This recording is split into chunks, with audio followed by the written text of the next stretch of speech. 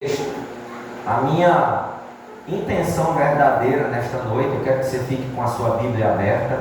Se você puder estar com a Bíblia aberta, não tem como a gente estudar a Bíblia sem abrir a Bíblia, não tem como, tá? É importante que você abra a Bíblia. Minha intenção nesta noite é extrair dessa simples atitude desse rapaz algumas lições que, ao lermos aqui o texto, nós não conseguimos ver a princípio. São lições que estão aqui no texto, mas que nós não conseguimos ver. O texto bíblico, ele é sempre muito profundo, irmã Jéssica. O texto aqui é um poço profundo. A palavra de Deus, ela não tem fim. 50 pessoas pregariam aqui nesse texto e 50 mensagens diferentes seriam ministradas. Então, nós vamos olhar aqui a profundidade desse texto e tentaremos olhar aqui com bastante carinho a palavra de Deus, cada detalhe. Essa série de mensagens, na verdade, elas são devocionais. Quando a gente pregou aqui sobre a igreja, as 7 cartas do Apocalipse, ali contém doutrinas muito profundas, mas ainda assim eu tentei extrair algo devocional para a nossa vida, né, para que a gente não ficasse somente na doutrina, né? Então, aqui dentro desse texto, nós conseguimos encontrar verdades bíblicas, espirituais, que são profundas demais aos nossos corações. Dito isso, o texto dos evangelhos, Mateus, Marcos, Lucas e o próprio João, nos dá aqui uma perspectiva sobre esse dia, sobre este fato que acontece aqui no Evangelho, no capítulo 6. Mateus nos diz que Jesus acabara de ouvir que seu primo havia sido morto. Mateus capítulo 14, se você for olhar isso a partir dos versos 13, Jesus descobre, é informado que seu primo havia sido morto e ele se retira para um lugar deserto para orar. Um lugar deserto para estar com os seus. Um lugar deserto para descansar. O lugar onde Jesus estava aqui no texto era Betsaida. Jesus tinha este costume de ir para estes lugares desertos, pelo fato muito simples de que o ministério de Jesus era muito concorrido. Era concorrido por muitos que iam e vinham, e o texto da palavra de Deus diz que Jesus muitas vezes não tinha nem tempo para se alimentar, tempo de comer. Marcos capítulo 6, versículo 31, nos é dito isso. Quando Jesus chega neste local para onde ele se retira, para descansar, diz a palavra de Deus que uma multidão já estava aguardando ele. Isso está dito em Marcos 6, 34. E essa multidão, ele curou e ensinou muitas coisas no meio desta multidão. A própria palavra nos diz que a multidão, isso está no verso 2 do capítulo 6 de João, grande multidão o seguia, porque via os sinais que operavam. A verdade é que muitas pessoas seguiam a Jesus simplesmente para provar dos sinais que ele operava, para ser curado, e simplesmente por isso. Essa passagem aqui nos mostra que havia uma multidão de quase 5.000 pessoas. Era uma gigantesca multidão, mas um rapaz, no meio daquela multidão de quase 5.000 pessoas, trouxe algo a oferecer aos discípulos. Ele quis apenas compartilhar a sua oferta. aquilo que ele tinha. Seu nome não está aqui gravado na Bíblia, mas sua atitude sim está gravada na palavra de Deus. Ficou na história como uma das maiores ofertas que alguém já deu. O texto diz claramente que os discípulos queriam despedir a multidão para casa. Entretanto, Jesus, provando aquele discípulo, faz uma pergunta: onde compraremos pão para estes comerem? O texto é muito claro que Jesus faz isso, mas mesmo assim ele já sabia o que iria fazer. Em seguida, um outro discípulo apresenta a oferta que foi trazida dos 5 pães e dos 2 peixinhos, essa oferta que foi trazida por um menino. Então, a partir daqui, a multidão se alimenta. A partir daqui, Jesus reparte. São 12 cestos que sobeja, que sobra da oferta. Isso mostra o quanto o reino de Deus é econômico, o quanto Deus trabalha com economia no reino de Deus. Deus não trabalha com desperdício, e sim com economia. Mas não é sobre isso que eu quero falar. Eu quero aqui extrair, a partir da vida desse menino, algumas verdades que estão nas entrelinhas desse texto. Esses pontos estão no texto como pérolas no fundo do mar. Essas verdades estão no texto como pérolas que estão no fundo do mar e precisam ser encontradas e desfrutadas, experimentadas. Então vamos lá. Vamos ver aqui algumas verdades. Eu chamo a sua atenção. Eu peço que você preste atenção no texto, em nome de Jesus. A primeira verdade, esse daqui está um pouco melhor. A primeira verdade que eu encontro nesse texto, o texto de João capítulo 6, versículo 9, diz assim: aqui está um rapaz. Primeira verdade, esse moço, esse menino, esse rapaz, ele está naquele dia, naquele evento, naquela situação, simplesmente, ele está ali, simplesmente por Jesus. O texto não diz que esse rapaz estava doente. Ele está ali, simplesmente, Nando, por Jesus. O texto da palavra de Deus não diz que ele estava doente. A Bíblia não diz que ele foi curado de alguma enfermidade, ou que muito menos estava ali por isso. O texto não diz isso, apresenta esta verdade aqui, que aparentemente não é clara dentro do texto, mas essa primeira verdade é que esse menino está ali, naquela grande multidão, no meio daquelas 5.000 pessoas, naquele dia, simplesmente por Jesus. Uma segunda coisa, ainda dentro desse primeiro ponto, desta primeira verdade, que ele está ali simplesmente por Jesus, é que o texto não diz que ele estava com fome. Ele está ali simplesmente por Jesus. O texto não diz que ele estava ali porque ele tinha a perspectiva de que Jesus poderia transformar alguma coisa em alimento para ele, porque ele tinha provisão para suportar. Aquele menino, ele saiu de casa naquele dia e ele tinha na sua bolsa os seus peixinhos e ele tinha o seu pão, ele tinha à sua disposição um alimento. Então ele não estava ali carente de alguma coisa.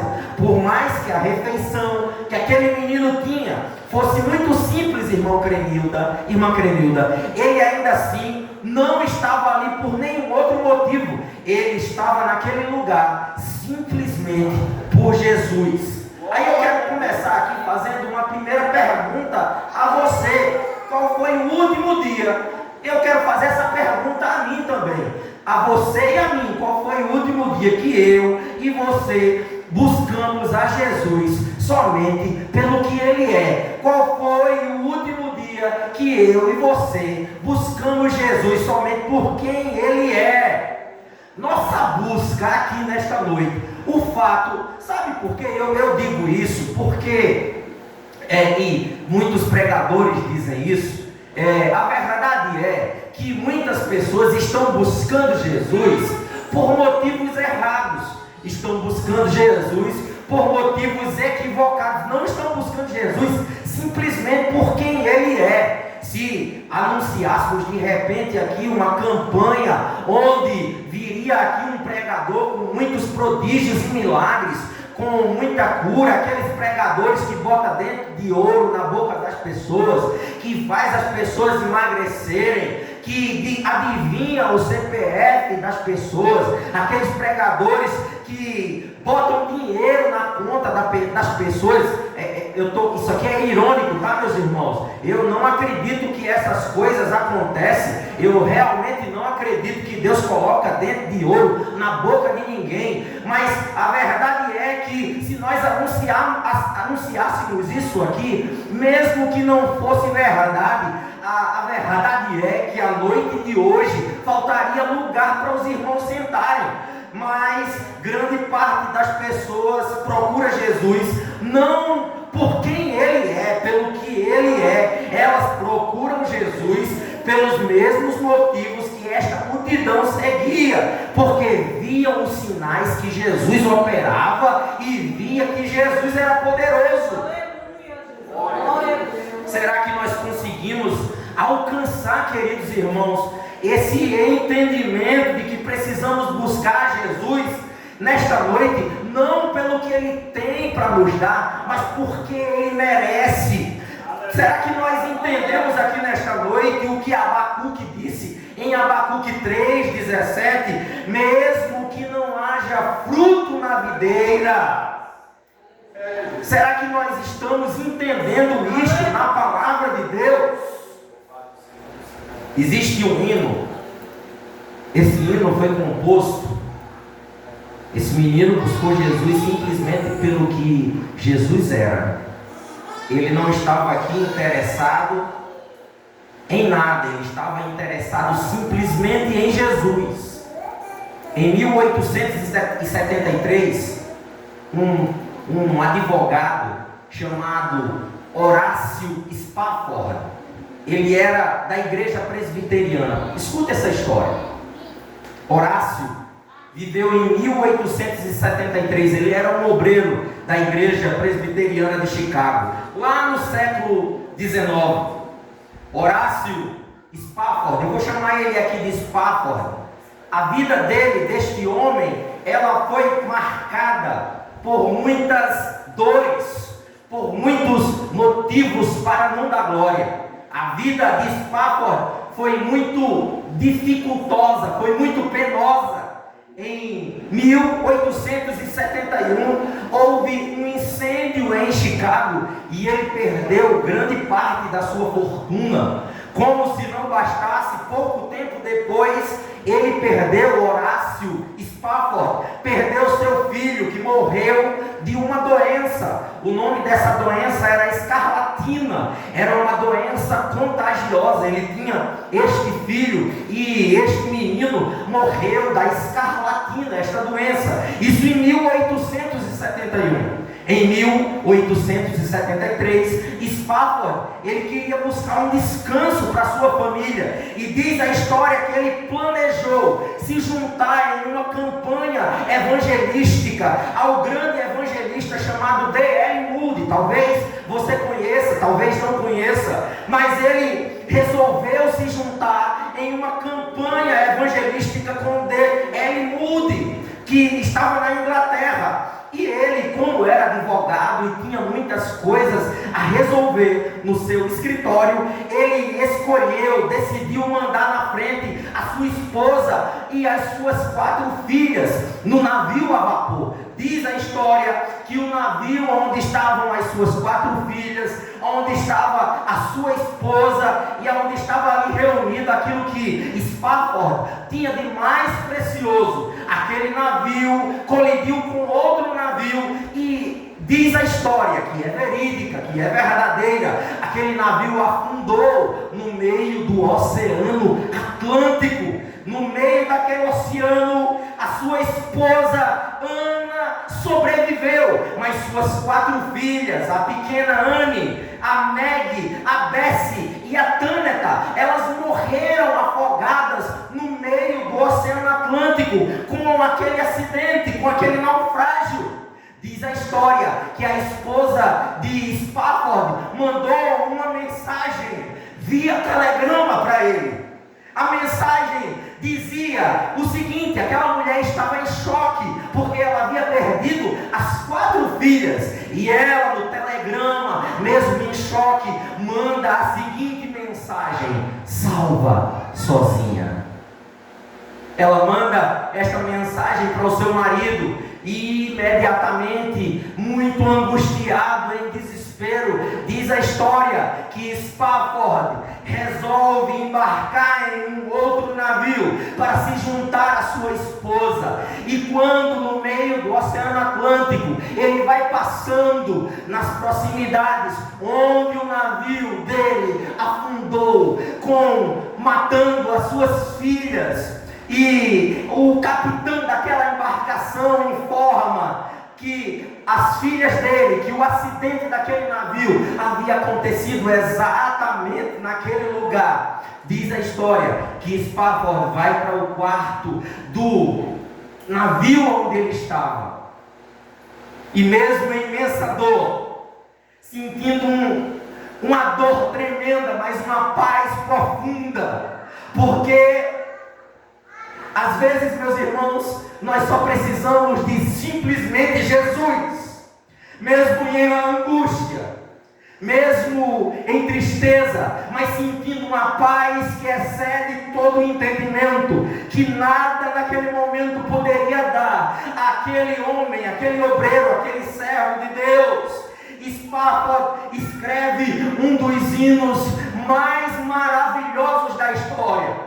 Ele escreve o hino 398 do cantor cristão. O hino tem por título Sou Feliz. Ele diz: se a paz mais doce, em meio ao sentimento de ter perdido suas 4 filhas, lá naquele quarto do navio, passando aonde ele presenciou, aonde ele viu o local onde o navio dele, da esposa dele, afundou, ele escreveu: se a paz mais doce me puder desfrutar, se a dor mais forte sofrer, ou seja o que for, tu me fazes saber que feliz com Jesus sempre sou. Glória a Deus. Oh, aleluia. Será, meus irmãos, que estamos simplesmente por Jesus nesta noite? Oh, aleluia. Aleluia. Oh, rabagarras, oh, grandagarras. Aleluia. Todavia, disse Abacuque, eu me alegro no Senhor. O Salmo 33:1 diz: exultem no Senhor. O Salmo 46:1 diz: Deus é. O Salmo 85:6 diz: para que em ti se regozije o teu povo. O Salmo 97:12 diz: alegrai-vos no Senhor. Nós estamos nesta noite aqui simplesmente por Jesus. Este menino estava ali, não era porque Jesus podia dar pão, não era porque ele precisava de cura, ele estava ali simplesmente por Jesus de Nazaré. Glória a Deus. Aleluia! Segunda verdade que esse texto nos mostra: aqui está um rapaz que tem 5 pães de cevada e 2 peixinhos. Esse rapaz, e essas verdades, elas parecem estar aqui no texto e a gente olha e a gente passa por cima. Esse rapaz, ele se mostra disponível, não? Disponível. Ele está ali e ele tem 5 pães e ele tem 2 peixes. Agora entenda uma coisa, quando eu falo de se mostrar disponível, não é se amostrar. Se mostrar disponível não é se exibir para aparecer, ser o destaque, dizer que tem alguma coisa. Não é sobre isso que eu estou falando. Tem pessoas que querem fazer da fé uma maneira, uma oportunidade de aparecer como se fosse uma espécie de espetáculo. Não é sobre isso. O texto o chama de menino. O texto diz aqui que ele era um menino. A expressão usada no texto original está no diminutivo, mostrando que esse rapaz não tinha esta necessidade de aparecer. Ele era muito pequeno, mesmo assim, ele era uma criança, mesmo assim, ele se mostra disponível. Vivemos, irmãos e irmãs que estão aqui me ouvindo, você que assiste essa mensagem, vivemos dias onde a vida de alguns discípulos é anônima. Vivemos dias de discípulos anônimos, não porque essa pessoa queira render glórias a Deus, mas pelo fato de que viver o cristianismo no isolamento, sem se mostrar disponível, é muito mais confortável. É muito mais confortável não se colocar na brecha, é muito mais confortável não se apresentar e dizer: aqui eu tenho 5 pães e 2 peixes. É muito mais confortável estar no seu lugar de descanso, estar no seu lugar de conforto. É muito mais fácil, porque é verdadeiramente, meus irmãos, uma tarefa árdua se apresentar com aquilo que nós temos e dizer: eu tenho aqui, é pouco, mas eu tenho 5 pães e 2 peixes. Talvez não sirva para muita coisa. Eu estou aqui com 5 pães e 2 peixes. Eu não sei cantar, mas eu sei levantar um banco. Eu não sei pregar, mas eu consigo, eu tenho força de levar a caixa de som. Eu não sei falar muita coisa, mas eu tenho coragem de entregar um panfleto. Mas a verdade é que nós vivemos um dia dias, Emanuel, onde o conforto é muito melhor, é muito mais confortável. Seguir a Jesus em nossos dias está cada vez mais difícil, porque muitas pessoas não se mostram disponíveis. A maioria das pessoas tem caminhado para um estilo de vida cristão apenas de domingo. E de muitas igrejas vendem esse evangelho, o evangelho do bem-estar, o evangelho do culto gostoso. É o evangelho do culto gostoso. Por culto gostoso eu quero dizer culto onde as palavras são para me agradar. Por culto gostoso eu quero dizer aqui que são as palavras de afago, as palavras que dão tapinha nas suas costas, que alisam a sua cabeça, que dizem que você é especial, que você é o queridinho de Jesus. Por culto gostoso eu quero falar aqui sobre palavras que são sob medida, para não perder a audiência, para não perder as pessoas, palavras que são assim confortáveis de ouvir. E isso tem gerado em muitas pessoas apenas frequentadores. Em muitos dos casos, Isabel, essas pessoas têm se tornado consumidores da religião, consumidores de culto. Mas Deus nesta noite não deseja que nós estejamos aqui como consumidores de culto. Nós precisamos estar como este menino dizendo: eu tenho 5 pães e 2 peixes, eu estou disponível, Senhor. Ele se apresenta. O menino não se esconde, ele não guarda, ele não retém aquilo que ele tem para si. Eu acho interessante quando Deus chama o pequeno Samuel, jovens. Deus chamou Samuel uma vez, ele foi lá no profeta, foi na pessoa errada. Às vezes Deus está nos chamando e nós vamos na pessoa errada. Aí Deus chamou de novo e ele foi na pessoa errada de novo. Quando ele vai a terceira vez, o profeta entende, o sacerdote, melhor dizendo: você está vindo na pessoa errada. Quando você ouvir a voz de novo, você diz assim: fala que o teu servo ouve. Glória a Deus.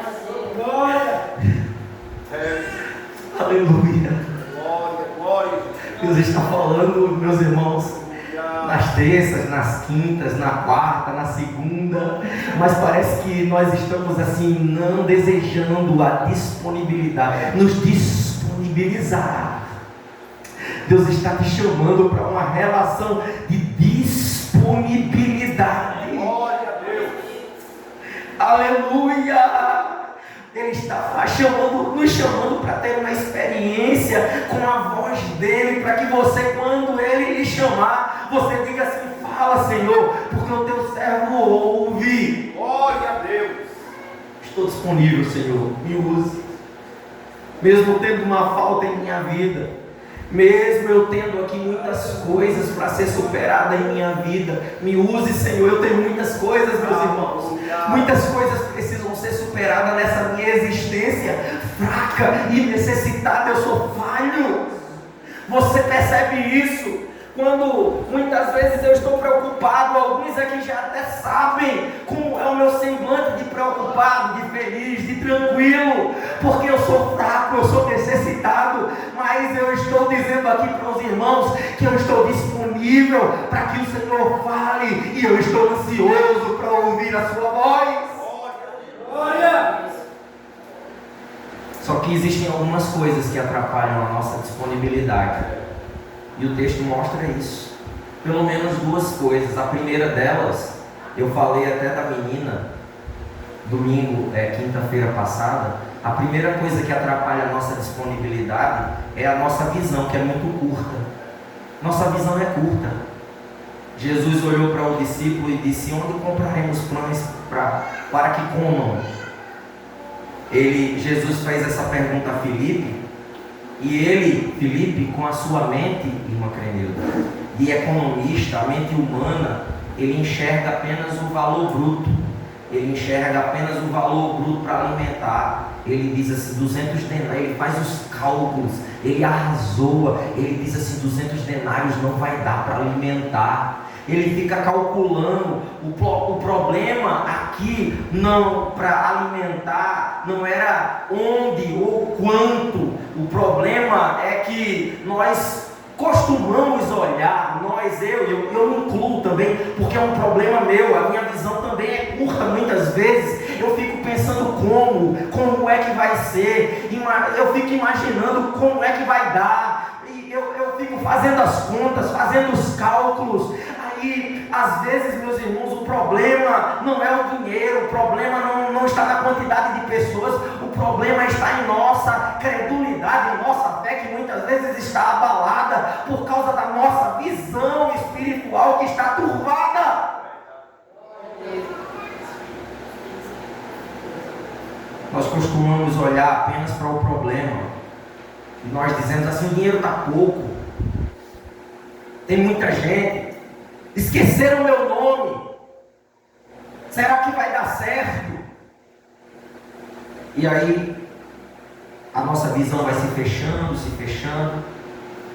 e a nossa dificuldade de acreditar se torna a nossa humanidade faz com que nós não acreditemos mais na palavra de Deus. Nós vamos para o culto e só racionalizamos. André olha apenas para a lógica. Os pães nem eram de trigo. André olha a qualidade do pão. André olha a quantidade dos pães, a matéria-prima. É verdade que o texto diz claramente que a matéria-prima utilizada aqui neste pão desse menino não era pão de trigo, não, era pão de cevada, era pão simples. Se você for pesquisar aí na Bíblia, você vai ver esses pães aqui, a matéria-prima era para alimentar animais. Era o pão mais barato, era a comida de alguém pobre. Os peixinhos ali eram salgados com vinagre, estavam ali, era uma comida de alguém necessitado, mas era a comida de alguém disponível. Ele disponibilizou, mesmo sendo mais simples, mesmo sendo pouquinho, mas era alguém que tinha disponibilidade. Quando nós estamos disponíveis, Jesus não precisa de uma matéria-prima muito boa para nos usar. Jesus não precisa nem sequer de anel no dedo, de teólogo. Ele usa quando e como Ele quer, meus queridos. Aleluia. Pare, por favor, de olhar. Pare de olhar para os seus recursos pequenos. Pare de olhar para a grandeza dos desafios. Pare de olhar para as barreiras. Pare de dizer assim: eu não posso, eu não tenho. Apenas se disponibilize, que o Senhor é aquele que provê coisas maiores para você. Diga nesta noite: eu não tenho, eu não posso, mas estou aqui, Senhor, para fazer a tua vontade.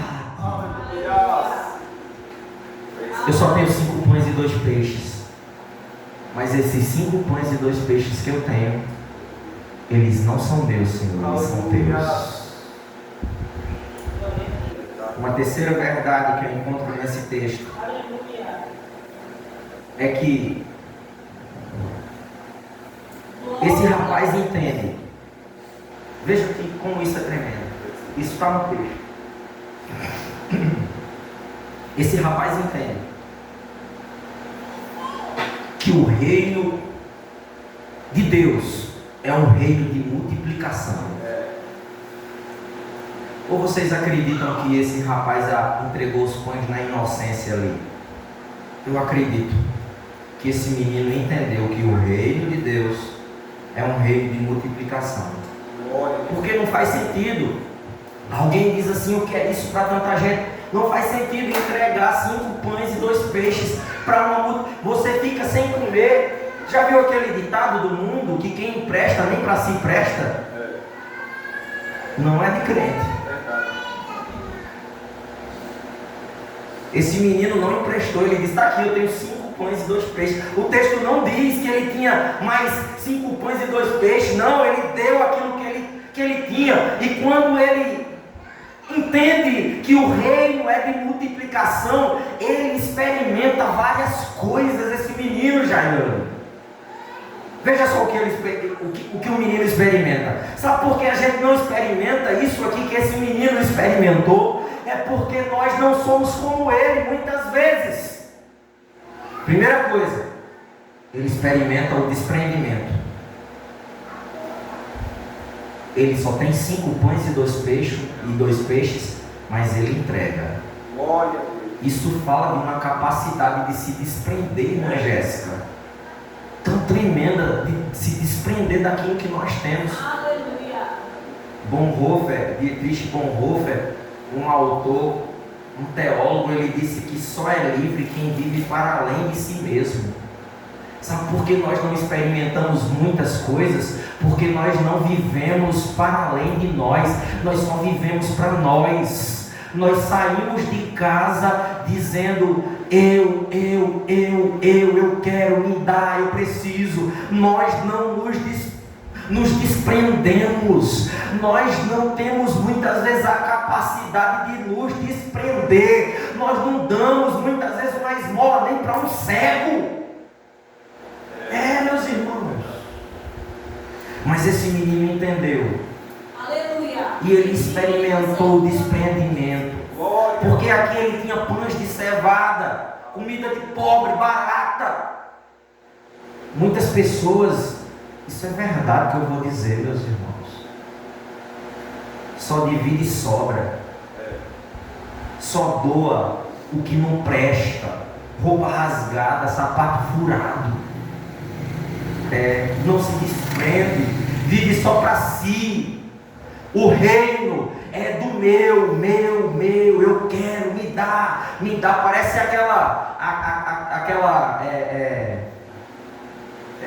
tem um vermezinho que eu acho que é na Bíblia que diz isso, né? é a sanguessuga. Me dá, eu quero. O reino de Deus não é um reino de dividir sobra com ninguém. É um reino de multiplicação, de desprendimento. Esse menino experimenta, porque ele foi desprendido, ele chegou ali e entregou aquilo que ele tinha. O reino de Deus precisa produzir na minha pessoa, na sua pessoa, um coração generoso e generosa para a glória do nome do Senhor.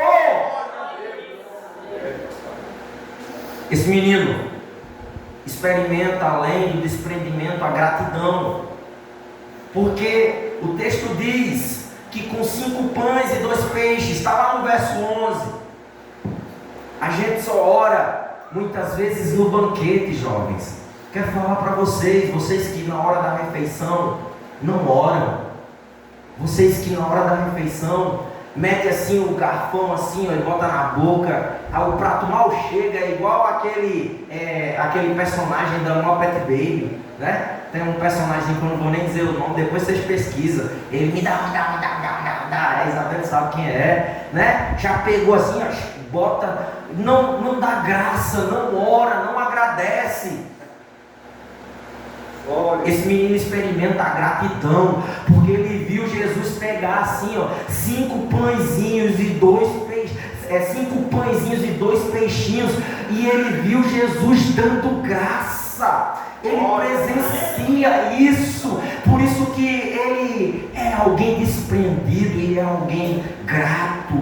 Ele experimenta um ato, ainda aqui no versículo 11, de comunhão, porque Jesus, diz o texto, divide o alimento entre eles. Não tem um tipo de peixe, Isabelle, assim, Jesus não faz uma oração e diz: apareça aqui peixe, esse daqui vai ser meca para os meus discípulos, e esse daqui vai ser sardinha para a multidão. Não, o mesmo tipo de peixe que Jesus multiplica e dá para a multidão, é o mesmo tipo de peixe que ele dá para os discípulos, a mesma quantidade de peixes e de pão, e o mesmo pão. Não é aquele pão que você gosta assim: Jesus, eu quero que o Senhor multiplique o pão da minha padaria preferida. Para o outro, o Senhor pode dar aquele pão velho lá. Não foi isso. O mesmo tipo de pão que ele deu para os discípulos foi o mesmo tipo de pão que ele deu para a multidão. Ele experimenta um ato de comunhão, de igualdade. Aqui não tem, meus irmãos, no reino de Deus. Aleluia! Alguém mais merecedor do que o outro. A maioria das pessoas não dividem. Sabe por quê? Porque diz que tem pouco. Ela diz assim: as pessoas não dividem porque diz que tem pouco. Não, eu não dividi porque eu tenho pouco. Mas a verdade, elas não entendem que para dividir não é necessário ter em abundância. Glória a Deus. Isso aqui está no texto. Porque esse menino, não diz o texto aqui que ele tinha 50 pães e ele não tinha nem R$1 de pão aqui, como nós dizemos aqui. 5 pães e 2 peixinhos. Mas esse menino, Lucas 16:10 assim: quem é fiel no pouco também é fiel no muito. Glória a Deus. Quando eu li esse texto, eu fiquei imaginando, eu fico pensando muito. Tudo que esse menino experimentou, olhar Jesus usando seu pão de cevada, seus peixinhos, eu fiquei imaginando. Ele viu com seus olhos o poder do reino de Deus. No reino de Deus não existem miseráveis. Glória a Deus. No reino de Deus não existe miserável. Não existe. No reino de Deus não existe miserável, porque tem pouco. Quem tem pouco divide. Quem tem pouco divide com muitos. Aleluia.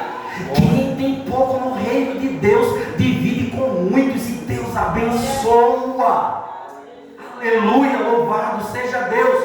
Você não é obrigado a concordar comigo, mas eu posso garantir para você que existe uma lei espiritual da multiplicação. Você pode até não concordar, mas o reino de Deus, ele nunca divide.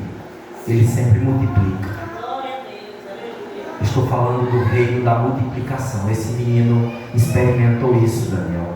O reino da multiplicação. Quem tem 5 talentos, produz mais. Quem tem 2 talentos, produz mais 2. Quem tem 1 talento, produz outro talento. Deus não nos deixa sem produção. Deus não nos deixa sem nada. Deus nos capacita. Deus abre a porta. Aleluia. Glória a Deus. John Wesley disse uma coisa muito interessante. Ele disse: faça todo o bem que você puder, por todos os meios que você puder, de todas as maneiras que você puder, em todos os lugares que você puder, a toda hora que puder, a todas as pessoas que puder, enquanto puder. Faça, experimente a multiplicação. Algumas igrejas, aí eu faço uma ressalva aqui, né? Ensinam uma teologia meio maluca sobre dar dinheiro. Venha, doe o seu carro, né? Tira aí a sua aliança, doe a sua aliança e Deus vai lhe dar outra. Eu não estou ensinando isso a você. Eu não estou ensinando essa teologia atravessada. Mas eu preciso ser sincero com você nesta noite.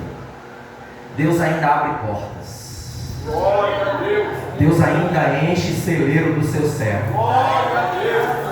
Deus ainda provê. Deus ainda manda resposta na casa de crente. Deus ainda manda feira. Deus ainda faz milagre. Deus ainda usa profeta na terra. Deus ainda abençoa. Crentes que entendem esta lição espiritual, que o reino de Deus é um reino de multiplicação. Glória. Eu quero convidar você a ser um agente de milagre na vida de alguém. Porque tem gente, Jaiane, que não abre a carteira para dar nem sequer uma oferta. Não experimenta nunca os milagres do Senhor. Eu convido você a ser agente de um milagre na vida de alguém. Seja agente de um milagre na vida de alguém. Esse menino foi agente de milagre na vida de 5.000 pessoas. Glória a Deus. Eclesiastes 11:1 diz assim: lance o seu pão sobre as águas, porque depois de muitos dias você o achará. Eclesiastes 11:1. Normalmente, a maioria de nós aplica esse texto à pregação da palavra, né? Prega a palavra, lance a palavra, que alguns dias você vai achar. Mas a aplicação correta desse texto não é sobre isso. A aplicação desse texto se refere à liberalidade, à generosidade. O que o texto está dizendo é que quando você lança a sua generosidade, quando você lança a sua oferta, quando você lança a sua contribuição, quando você se apresenta com seus 5 pães e com seus 2 peixinhos, aleluia, quando você vem com o que você tem, o Senhor abre as portas, o Senhor faz prosperar. Quer que eu prove isso? Vou provar com o que Paulo diz. Abra por favor a Bíblia, em 2 Coríntios capítulo 9.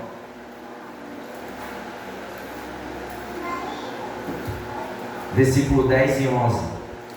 A NVI transforma esse texto, deixa esse texto muito claro para mim. Olha o que diz, 2 Coríntios capítulo 9, versículo 10 e 11. Aquele que supre a semente ao que semeia e o pão ao que come, também lhe suprirá e aumentará a semente e fará crescer os frutos da sua justiça. Ponto. Aí ele diz: vocês serão enriquecidos de todas as formas, para que possam ser generosos em qualquer ocasião, e por nosso intermédio a sua generosidade resulte em ação de graças a Deus. Vocês serão enriquecidos de todas as formas, para que possam ser generosos. Deus nos dá riqueza, Deus nos faz multiplicar, Deus nos abre a porta para que nós possamos ser generosos, para que nós possamos abençoar a a vida de outras pessoas. É por isso que esse menino estava ali naquele dia, dizendo: eu tenho 5 pães, e ele nem sabia essas leis espirituais. Ele nunca ouviu Paulo dizer isso, mas ele parece que entendia: eu tenho 5 pães e 2 peixinhos. E Jesus abençoa os 5 pães e 2 peixinhos daquele menino. Aleluia! Quinta verdade, e penúltima para a gente concluir. Esse rapaz é a prova que o anonimato nem sempre é algo ruim. O texto de Mateus capítulo 6, versículo 4 diz: teu pai que vem em secreto te recompensará. Por isso que eu denominei essa série aqui de ilustres desconhecidos que marcaram seu tempo.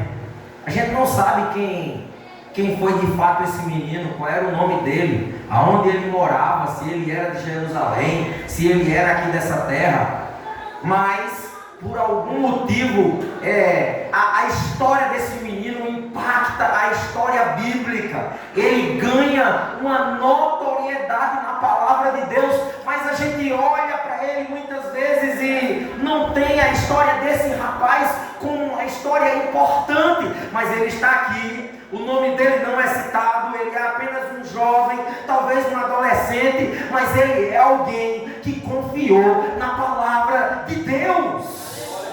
Glória! Você já viu aqueles famosos quando fazem uma doação? Já viu? Eles fazem uma doação e ele segura o cheque assim e manda o assessor de imprensa dele fazer o vídeo para colocar no canal dele. Ele colocando o sacolão, chegando com um caminhão. Eles querem a fama, eles querem serem reconhecidos. Mas o que o Senhor está dizendo aqui é que a glória não é de quem dá, a glória é daquele aquele que multiplica. A glória não é aparecer, a glória não é aqui simplesmente fazer algo para ficar sendo percebido, para ser visto. Não é sobre isso que o texto está falando. O texto nos apresenta um rapaz que mesmo no anonimato entende que, aleluia, a sua vida tem importância, que entende que nem sempre o anonimato é algo ruim na nossa vida. Talvez você não fique conhecida, talvez eu não seja conhecido, ninguém sabe nem o meu nome, eu não estou nos cartazes das pregações por aí, mas isso pouco me importa. O que importa é que o nome do Senhor seja glorificado e que você seja edificado e edificada pela palavra de Deus. Aleluia! Aleluia! A glória é sempre de quem multiplicou, nunca de quem doou. A glória não vem do meu sermão, não vem da minha fama, não vem da minha capacidade, da minha oratória. A minha glória não vem disso, a minha glória vem dele, somente dele. É ele que é importante, que ele cresça e que eu continue anônimo. Glória a Deus. Charles Spurgeon disse que grandes coisas são feitas por homens comuns que entregam tudo a Deus. Aleluia. Glória a Deus. Oh, eu não preciso ser reconhecido por ninguém. Aleluia. Eu não quero os aplausos, eu não quero os tapinhas nas costas, eu quero a presença daquele que vive, que reina. Se é para viver no anonimato, que seja vivendo a vida dando glória a Ele. Você não precisa de glória de homem, de fama, você só precisa dele e somente dele. Quinta e última verdade é que esse rapaz entendeu que o reino, veja só isso, ele entendeu que o reino, Emanuel, não é um reino de interesseiros. Versículo de número 13 e 14 diz: então eles os ajuntaram e encheram 12 cestos com os pedaços dos 5 pães de cevada, deixados por aqueles que tinham comido. Que coisa maravilhosa! Depois de ver o sinal miraculoso que Jesus tinha realizado, o povo começou a dizer: sem dúvida este é o profeta que devia vir ao mundo. Aleluia. Olha o que o versículo 14 diz: depois de ver o sinal miraculoso que Jesus tinha realizado. Depois de ver isso, você acredita em qualquer coisa, não é assim? Depois de ver o sinal que Jesus realizou, o povo começou a dizer: esse é o meu profeta, é o meu garoto, eu quero ele, eu quero esse Jesus aí. Esse Jesus é certeza, é cesto cheio, é pão fresquinho vindo direto da padaria do céu e peixinho assado. É esse que eu quero, ele é o meu Messias. Versículo 15: sabendo Jesus que pretendiam proclamar o rei à força, retirou-se novamente sozinho para o monte. Duas coisas só aqui dentro desse versículo para a gente terminar. Vem aqui, Daniel, por favor. Quem crê não precisa ver. Quem crê não precisa ver. Aleluia. Quem crê não tem a necessidade de ver para acreditar. Jesus viu a motivação daquele menino. Aquele menino não estava atrás de milagres. Eu sempre acreditei em milagres, desde o início da minha fé. Eu sou pentecostal, mas eu nunca corri atrás de milagre. Eu corro atrás de Jesus. Eu creio que Deus faz quando quer. Ele conhece as nossas motivações. Algumas pessoas só conseguem caminhar com Jesus e confiar na sua palavra na categoria do milagre. Elas só conseguem crer se ver. Tem que ter milagre, tem que ter reteté, tem que ter mexido, tem que ter isso e tem que ter aquilo. Não precisa, só quando Ele quer. Ele faz quando Ele quer e da maneira como Ele quer. Quem crê não precisa ver. Segunda coisa que está aqui dentro desses versos é que você não deve ser discípulo apenas de conveniência. Eu fui chamado para pregar a palavra de Deus, meus irmãos. Eu preciso apresentar a Bíblia para vocês. Você não deve ficar chateado e chateada comigo. Você deve ficar feliz porque a palavra de Deus está sendo ministrada. Jesus, sabendo, Jesus que pretendiam proclamar o rei, a força, ele se retira. Jesus não está à procura de discípulos de conveniência. Jesus está à procura de verdadeiros adoradores que adorem ao Pai em espírito e em verdade. Jesus não é uma ONG, jovens. Jesus não é um gênio da lâmpada. Jesus não é o Papai Noel espiritual. Ele é o nosso Deus. Ele é o nosso Senhor. Aqueles menininhos pequenininhos, quando os meus meninos eram pequenos, eles olhavam para mim quando eu chegava em casa só para a categoria das minhas mãos. Eles olhavam procurando o que eu tinha trazido para eles. Pare de olhar somente para as mãos de Jesus. Olhe e contemple a beleza da sua santidade, da sua face. Olhe para Ele. Pare de desejar apenas o que Ele pode lhe dar. Eu peço a Deus que sua visão e compreensão de Jesus possa ter ampliado nesta noite. Eu peço a Deus que o Espírito Santo faça com que você o adore pelo que Ele é e não pelo que Ele faz. Porque você canta isso algumas vezes. Que você possa dizer assim ao Senhor: eis-me aqui, Senhor, envia-me a mim, eu estou disponível. Tudo que eu tenho é teu, está à tua disposição. Que você possa dizer nesta noite: Senhor, me permita experimentar uma multiplicação em minha vida, ainda que meu nome não seja notado ou citado. Não me permita desejar apenas o ser reconhecido pelos homens. Que sua adoração não seja categorizada apenas pelo que Jesus pode fazer por você. Que você aprenda nesta noite que a face de Deus é mais maravilhosa do que as suas mãos. Que você possa contemplar a santidade do Deus ao qual você serve.